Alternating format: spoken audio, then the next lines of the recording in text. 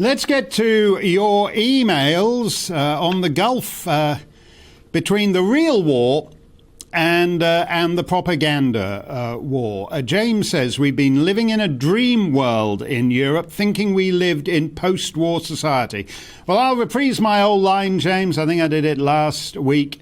The illusion of permanence is the curse of every age. It's the delusion of every age. The fundamental things apply as time goes by, as some songwriter once wrote. And if you just look at we don't even have to go back to medieval Europe. If you just look at the last couple of centuries, war is a fact of life. And I understand Georgia, for example, has just applied to join the European Union, express check-in, same as Ukraine wants.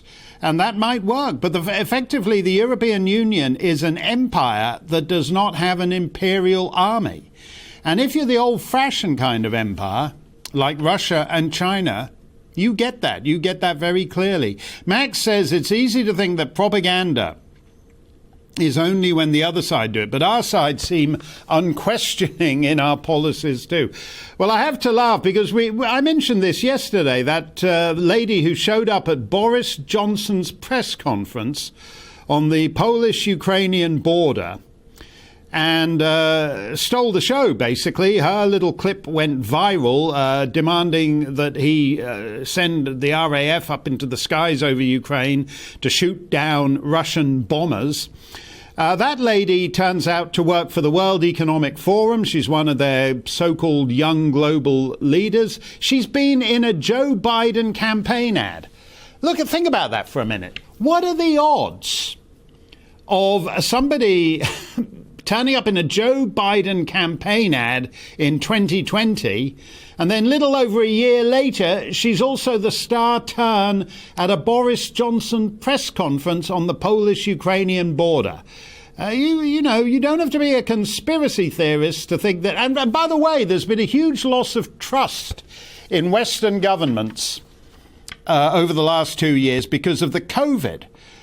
So if you want to go to war in good faith, or if you even want to comment on a war, or even enact sanctions, or even project your stupid Stand With Ukraine hashtag onto Buckingham Palace or whatever, you still ought to not be so clever with these things that the gal from the Joe Biden campaign ad winds up passing herself off as a journalist on the Polish-Ukrainian border.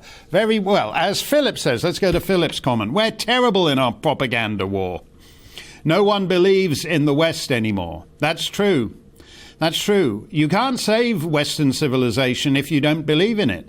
And all over the West, there are governments who basically hate their entire civilizational inheritance, including many members of the so-called Biden administration, including Justin Trudeau in Canada and many others. Not so much on the continent, but certainly in the United States and Her Majesty's Dominion.